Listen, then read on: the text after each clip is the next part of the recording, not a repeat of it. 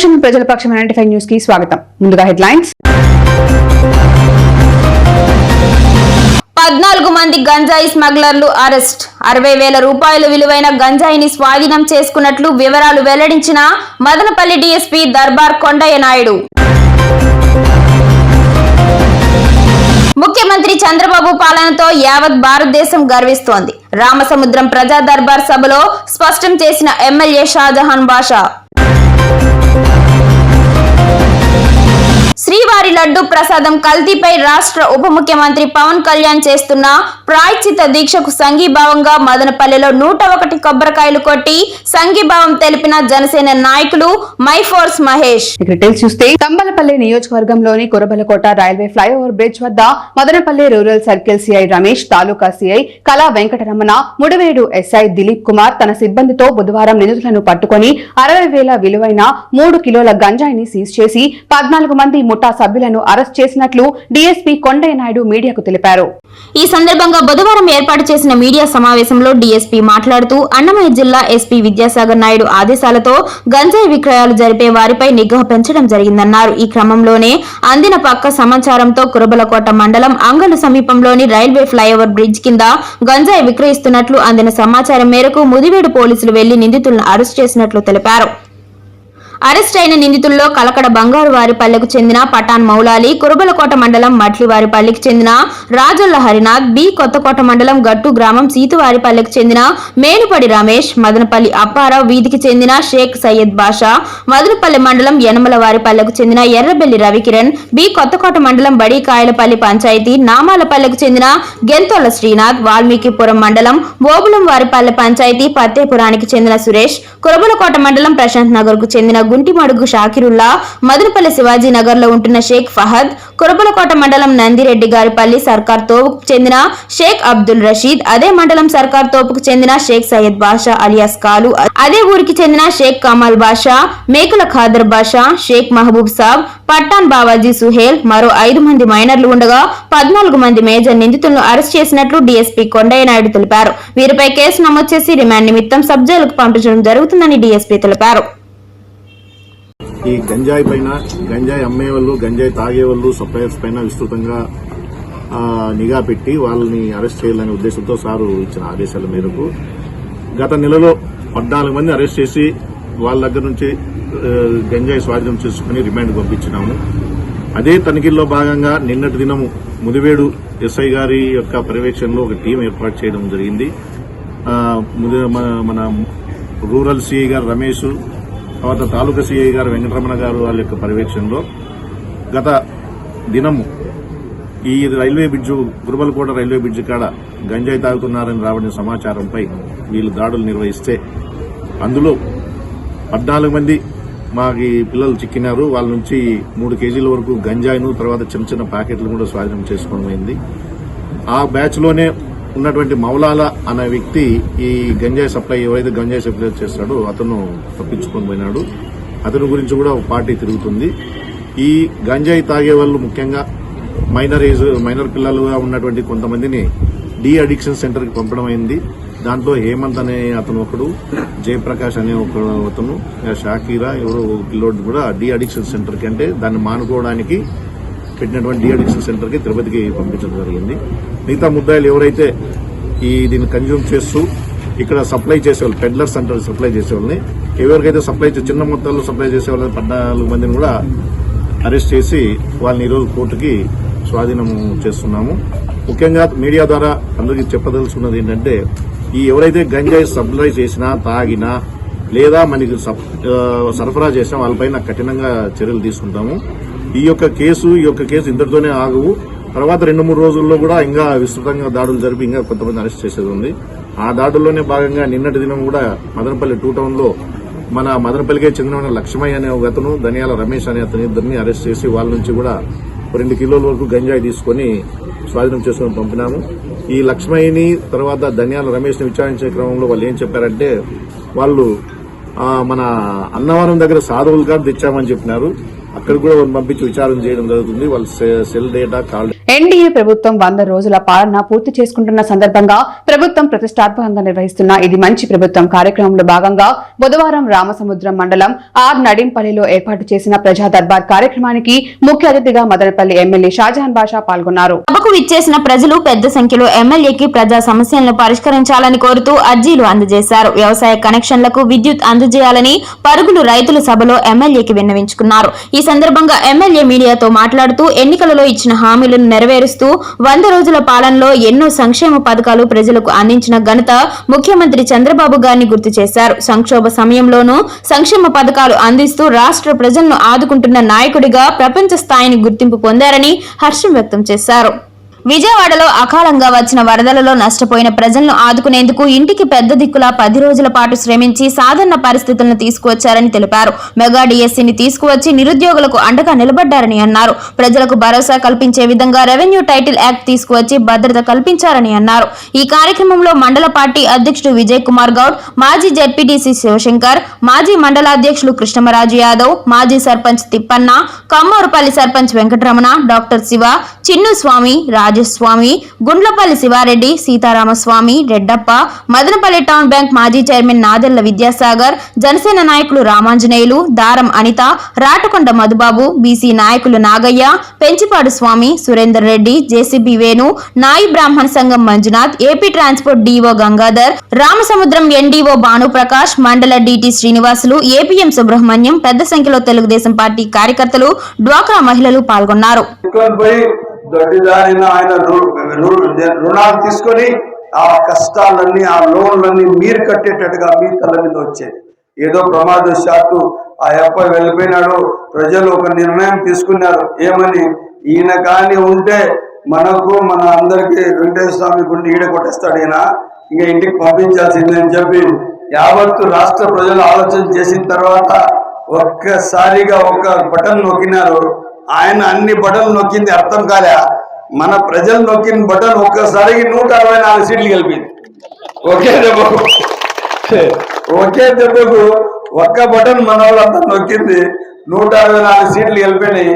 జగన్ అన్న పులేందుల ఇంటికి వెళ్ళిపోయాడు. ఇంకా ఆయన ఎవరికి వెళ్ళారు. అది పరిస్థితి. ఎప్పుడు ప్రజానాయకుడు అనే మనిషి తెల్లవారు లేస్తే ఒక జవాబుదారీతనం ఉండాలా, బాధ్యత ఉండాలా, ప్రజల కోసం ఉండాలా, ప్రజా సమస్యలపైన ఉండాలా, సీఎం నడపల్లా. తెల్లవారు వచ్చి రాష్ట్ర ప్రజలు మా దగ్గరికి వచ్చి మీ కష్టాలు చెప్పుకునే దానికి ప్రజా దర్బార్ పెట్టాలా. ఆ దర్బార్లో మీరు ఎవరైనా కానీ మీకు పెద్ద సమస్య వస్తే ఇక్కడ మీ ఎమ్మెల్యేనో మీ ఎంపీనో లే మీ అధికారులను తహసీల్దార్నో ఆర్డీఓనో పని చేయకపోతే నీతో ఏమే పని, మా ముఖ్యమంత్రి మా దగ్గర ప్రజా దర్బార్ పెడతాడు, ఆయనకి పోయి చెప్పుకుంటాం మా కష్టాలన్నీ. బస్సు ఎక్కి నేరుగా మీరు విజయవాడకు పోతే మీ ముఖ్యమంత్రికి మీరు కలిసి అంత స్తోమత కల్పించాల. 5 సంవత్సరాల్లో మీకు చెప్తున్నాను, ఈ గత ప్రభుత్వం ముఖ్యమంత్రి జగన్మోహన్ రెడ్డి ఒక్కరోజు సీఎం నడపలేదు, ఒక్కరోజు ప్రజా దర్బార్ నడపలేదు, ఒక్కరోజు ప్రజలతో కలవలేదు, ఒక్కరోజు వచ్చి వ్యవస్థ ఎలా నడుస్తుందని చెప్పి పర్యవేక్షణ చేయలేదు. 1 గంట కోసం వచ్చి మిగతా టైం అంతా పాపం పబ్జీ ఆడుకుంటా ఉన్నాడు. పబ్జీ పిల్లలు మొబైల్ ఆడుకుంటారు కదా, పబ్జీ ఆడినాడు. ఏ ప్రయోజనం చెప్పండి. ఈరోజు మీకు తెలుసో లేదో ఇంత పెద్ద ఉప్పెన వచ్చింది, ఇంత పెద్ద ఉప్పెన విజయవాడకు వచ్చింది. ఇళ్లలో నేను పోయినాను, ఇల్లు హైట్ వచ్చిందే 9 అడుగులు ఉంటే 8.5 అడుగు హైట్లో నీళ్లు పోయినాయి. ఇళ్లలో వాళ్ళు తినడానికి తట్ట కూడా లేదు, తినడానికి తట్ట. మీకు ఏ కష్టం వచ్చిందో ఒక అర్జీ రూపంలో ఈ రోజు మన శాసనసభ్యులు వచ్చినారు. వీళ్ళ గవర్నమెంట్ తరఫున శాసనసభకు పోయే వ్యక్తి మన షాజహాన్ బాషా గారు. మీరేదైతే ఏ అర్జీ ఇస్తారో, మీకు ఏ కష్టం ఉందో, మీ విలేజ్ లో ఇబ్బంది ఉందా, మీకు సొంతంగా కష్టం ఉందా, పెన్షన్ రాలేదా, ఇంకోటి రాలేదంటే ఈ అర్జీలు ఇచ్చినవన్నీ కూడా శాసనసభ్యులు గవర్నమెంట్ ఇక్కడ ఎంఆర్ఓ తరఫున డీటీ గారు ఉన్నారు, ఎంపీఓ గారు ఉన్నారు. మీకు రికార్డ్ అవుతుంది. మీ ఏది ఇస్తారో, ఏ అర్జీ ఇస్తారో, ఏ రిక్వెస్ట్ ఇస్తారో అదంతా కూడా రికార్డ్ అవుతుంది. కాబట్టి మీరు ఈ రోజు గుర్తు పెట్టుకోవాలా, తెలుగుదేశం పార్టీ అధికారంలోకి పెద్దలందరూ చెప్పినారు. తెలుగుదేశం పార్టీ అధికారంలోకి వచ్చింది ముండ్ల కంపల్లో వచ్చింది. జగన్మోహన్ రెడ్డి అప్పులు గూగులో దోహేసి 11 లక్షల వేల కోట్ల అప్పులు చేసేసి ఈ రాష్ట్రాన్ని వదిలే మీరందరూ కూడా తెలుసు. మనము పాతాళానికి తొక్కేసిన ప్రభుత్వం, అప్పుల్లో ఉన్న ప్రభుత్వాన్ని తిరిగి మళ్ళా చంద్రబాబు నాయుడు గారు ముఖ్యమంత్రి అయినప్పటికీ అప్పుల్లో ఉన్నాము అని ఒక మాట చెప్పి తప్పించుకోకుండా ప్రతి ఒక్కరికి కూడా న్యాయం చేయాలనే ఉద్దేశంతో ఈ రోజు ప్రభుత్వాన్ని ఏర్పాటు చేసి ఒక పక్క మొన్న రీసెంట్ గా ఆయన వచ్చిన వెంటనే వరదల్లో విపరీతమైన నష్టం కలిగితే కూడా ఆ నష్టాల్లో 8 అవర్లు పనిచేయాల్సింది పోయి అర్ధరాత్రి కూడా ఆయన మోకాలు నీళ్లు ఉంటే కూడా పోయి అంత 70 ఏళ్ల పైబడిన వయసులో కూడా ఒక ముఖ్యమంత్రి అంటే ఎలా పని చేయాలి అని ప్రతి ఒక్కరికి ఆదర్శంగా ఉండి పనిచేసిన వ్యక్తి చంద్రబాబు నాయుడు గారు. అదేవిధంగా పవన్ కళ్యాణ్ ఉప ముఖ్యమంత్రి వారు ఈ రోజు లడ్డు విషయంలో గత ప్రభుత్వం చేసిన అన్యాయం అందరి మనోభావాలు దెబ్బకొట్టింది. ప్రతి ఒక్క విషయంలోనూ మన ప్రభుత్వంకి గత ప్రభుత్వం అన్యాయమే చేసింది. ఈ యొక్క అన్యాయాన్ని ప్రతి ఒక్కరూ గమనించి ఈ రోజు కూటమి అభ్యర్థులకు పట్టం కట్టారు. మీరు గత ప్రభుత్వంలో దూషించారు. మీకు గెలిచిన వెంటనే ఒక ముఖ్యమంత్రి గాని, ఎంపీ గాని, మంత్రి గాని, మళ్ళా ఎమ్మెల్యే గాని మీరు 5 ఏళ్ళు చూసిన దాఖలాలు లేవు. కానీ ఈ రోజు పార్టీలో కలిసి జనసేన, బీజేపీ ఉమ్మడిగా ఏర్పడినటువంటి ఆంధ్రప్రదేశ్ ప్రభుత్వాన్ని ఇది మంచి ప్రభుత్వం అని కాక ఇంకేమని అంటారు. అలాగే మదనపల్లి శాసనసభ్యుడు 24 గంటలు పని, ఏ రోజుగానే ఆయన మొహంలో విసుగు లేదు. కారులో పోతూనే కాసింతసేపు రెస్ట్ తీసుకొని మరి ఉత్సాహంగా ప్రారంభించేటటువంటి మన ఎమ్మెల్యే గారు ప్రతి ఒక్కరిని గుర్తించి రాన్నా కూర్చోండి అని మర్యాదగా మాట్లాడి అందరి సమస్యలు ఏమున్నాయి మీ సమస్యలని అక్కడికక్కడే పరిష్కరించేటటువంటి వ్యక్తి మన ఎమ్మెల్యే గారు. అలాంటి వ్యక్తిని, ఇలాంటి ప్రభుత్వాన్ని మంచి ప్రభుత్వం అని కాక ఇంకేమని మనం పిలుస్తాం. కాబట్టి ఈ ప్రభుత్వం 10 కాలాల పాటు కాదు, కొన్ని సంవత్సరాలు, 100 సంవత్సరాల వరకు ఉండి ఆంధ్ర రాష్ట్రాన్ని భారతదేశంలోనే అత్యుత్తమ రాష్ట్రంగా ఏర్పడుతుందని భావిస్తూ మనకుండే సమస్యలన్నీ కూడా మీరు ఏమేమి ఉన్నాయో అవి. పలమనేరు పట్టణం శ్రీ వెంకటేశ్వర స్వామి ఆలయం వద్ద హిందూ సంఘ నాయకుల ఆధ్వర్యంలో బుధవారం ఉదయం 11 గంటల ప్రాంతంలో తిరుమల శ్రీ వెంకటేశ్వర స్వామి లడ్డు ప్రసాదం కల్తీ ఘటనకు ప్రాయశ్చిత్తంగా వెంకటేశ్వర స్వామి విగ్రహానికి పాలాభిషేకం చేసి అక్కడి నుంచి సుమారు 2000 మంది భక్తులతో వెంకటేశ్వర స్వామి నామాలతో ర్యాలీగా బజారు వీధి, petrol bunk circle, MBT road అనంతరం జవిలి వీధి మీదుగా తిరిగి వెంకటేశ్వర స్వామి ఆలయం వద్దకు చేరుకున్నారు.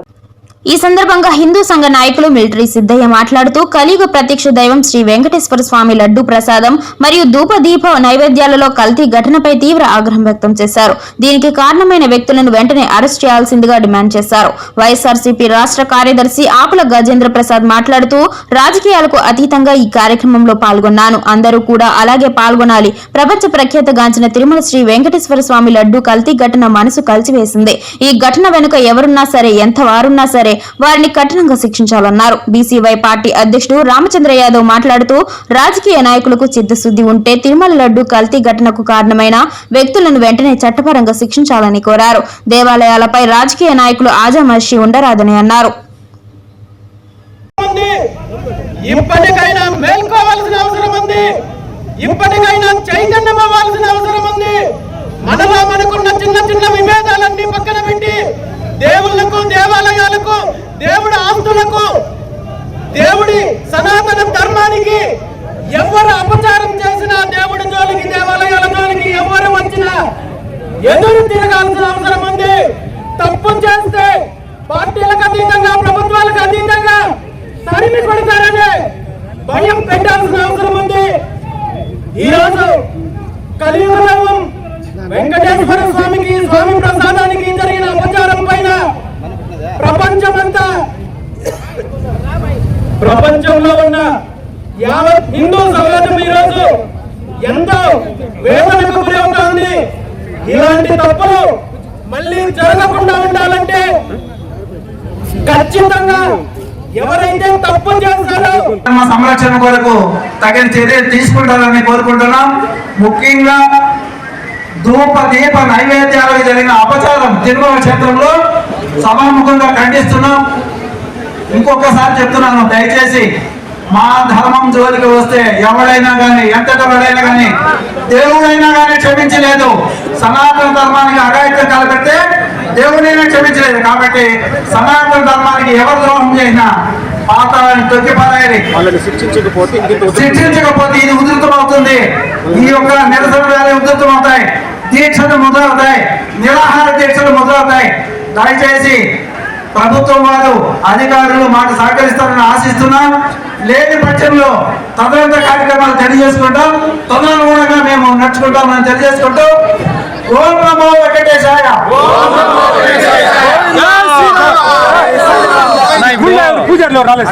తిరుమల లడ్డు కల్తీపై రాష్ట్ర ఉప ముఖ్యమంత్రి పవన్ కళ్యాణ్ చేస్తున్నటువంటి ప్రాయశ్చిత్త దీక్షకి సంఘీభావంగా బుధవారం మదనపల్లెలో ప్రసన్న వెంకటరమణ స్వామి దేవస్థానం వద్ద 100 టెంకాయలు కొట్టి పవన్ కళ్యాణ్ దీక్షకి సంఘీభావం తెలిపిన జనసేన పార్టీ రాష్ట్ర సంయుక్త కార్యదర్శి డాక్టర్ మైఫోర్స్ మహేష్.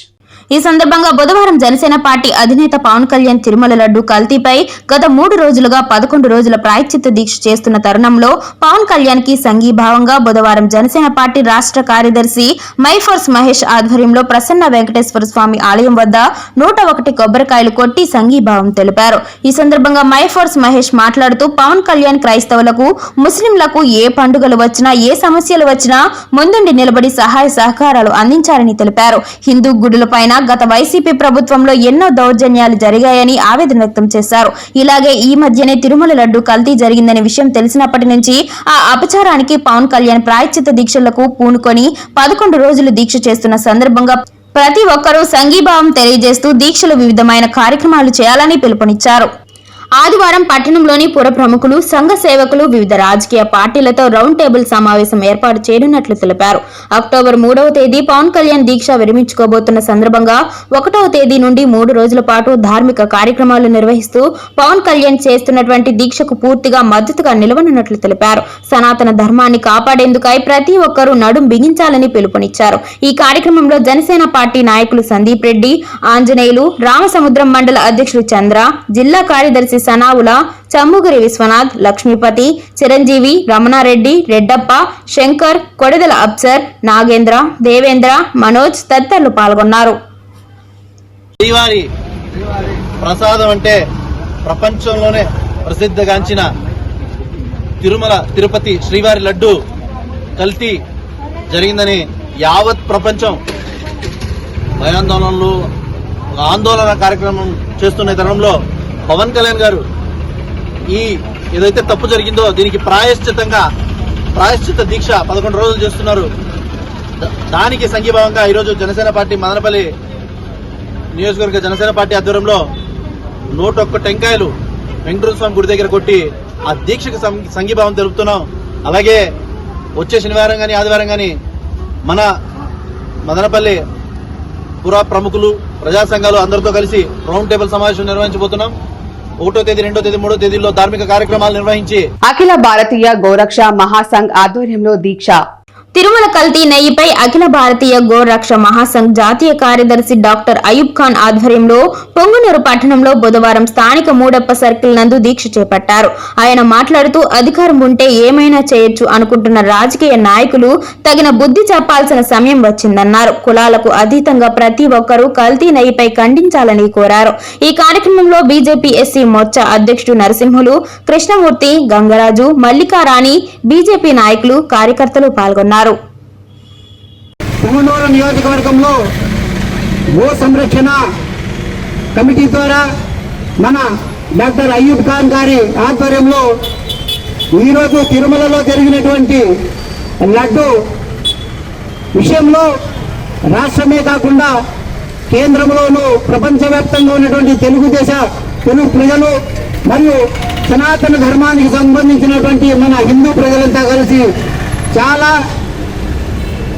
మనస్సుకు కల్మషమైన ఈ లడ్డూలు తిని వారి యొక్క పవిత్రతను దెబ్బతీసే విధంగా గత 4 సంవత్సరాల నుండి ఈ వైఎస్ఆర్సీపీ ప్రభుత్వం చేసినటువంటి దుర్మార్గాన్ని జీర్ణించుకోలేకుండా పోతా ఉన్నారు. ఈరోజు వారు పడుతున్నటువంటి ఆత్మక్షోభ తప్పనిసరిగా గత ప్రభుత్వానికి తగులుతుందని చెప్పి ఈ భక్తాగ్రేసుల సమక్షంలో మరియు సనాతన ధర్మాన్ని గౌరవించే మన ప్రజల తరఫు నుండి ఈరోజు మీకు తెలియజేస్తా ఉన్నాను.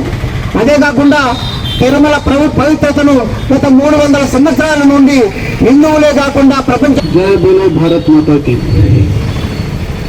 భారతదేశంలో పుట్టిన తర్వాత సనాతన ధర్మాన్ని గౌరవించే సాంప్రదాయము భారతీయులందరికీ ఉండదు. కోట్లాది మంది ప్రజల యొక్క మనోభావాల్ని దెబ్బతినే విధంగా